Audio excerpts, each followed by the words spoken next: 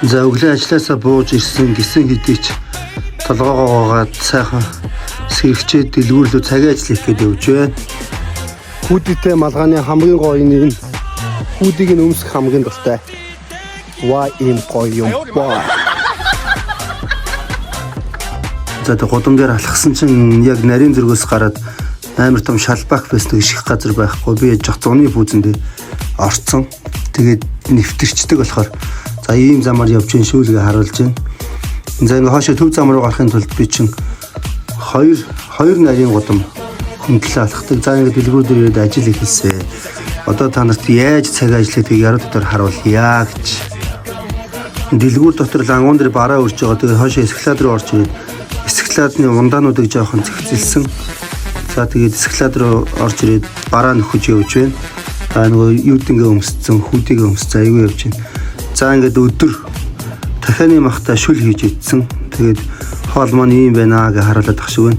За энэ шүл бол өстой жинхэнэ ядаргаа тайлах ясны шүл гэдэг шиг дахианы махта бас хоньны махта үнэхээр гоё амттай шүл байсан. Тэгээд шүлийг уугаад ажлаа өргөжлүүлэн хийсэн. За одоо уусан шүлөө та нарт харуулна. Иймэрхүү шүл. За энэ болохоор хоньны мах тэгээд дахианы мөчтэй ийм шүл хийсэн. За одоо ингээд ажилдаа орцгоё.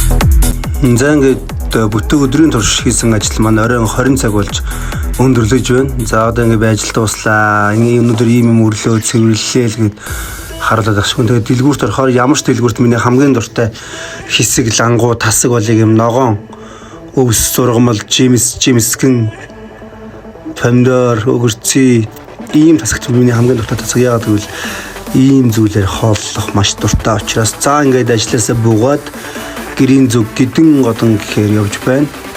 Тэгээд гэртээ хараад маш хурдан ногоо арилгаад махаа ирчээд будаа агшаагаад өндөгтөө урах хийж идсэн. Тэгээд өндөгтөө урах хийж идснийхаа дараа баг зэргийн дасгал хөдөлгөөн хийж байгаа. Тэгээд унтаж амарсан гэж.